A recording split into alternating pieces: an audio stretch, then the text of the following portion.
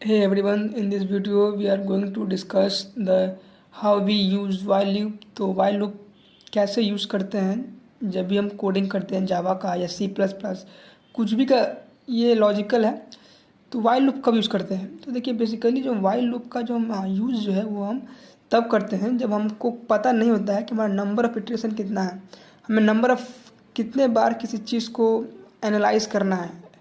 ठीक है, एन का जो फाइनाइट वैल्यू हमें पता नहीं होता है तो उस केस में हम वाइल लूप का यूज़ करते हैं। और बेसिकली इसको हम एंट्री कंट्रोल लूप से भी जानते हैं। और इसका सिंटेक्स वाइल लूप का आप देख सकते हैं, वाइल है फिर इसमें कंडीशन लिखते हैं, अगर कंडीशन ट्रू है तो हमारा इसमें का जो इस बॉडी का स्टेटमेंट एग्जीक्यूट होते रहेगा जब तक कंडीशन ट्रू है।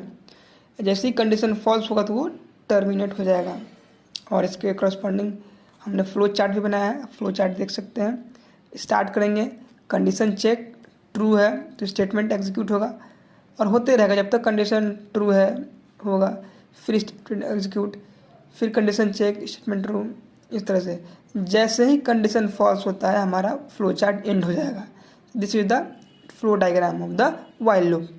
एक एग्जाम्पल लिए हुए हैं, इसमें एक क्लास वाइल नाम का क्लास लिए हुए हैं, उसमें मेन मेथड डिक्लेयर किए हैं और एक वेरिएबल लिए हैं इनिशियलाइजेशन के लिए int N.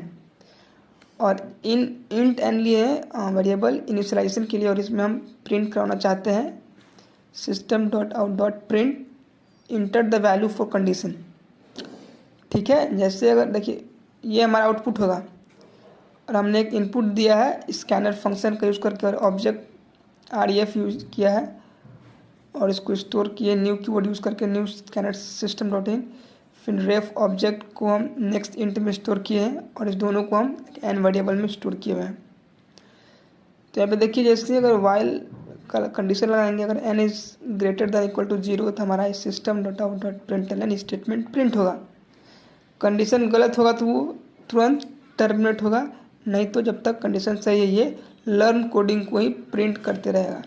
That is the real concept of while loop. While loop का हम देखिए फोर लूप में बेसिकली हमें पता होता है कि हमें कितने तक जाना है, 5 तक इटरेशन करना है, 6 तक करना है, 7 तक करना है। बट हाँ, वाइल लूप में ऐसा कुछ नहीं होता है। वाइल लूप में आपको उसमें कोई नंबर ऑफ इटरेशन डिफाइंड नहीं होता है। तो यही था आपका वाइल लूप। आई होप कि आप समझ गए कॉन्सेप्ट। Thank you.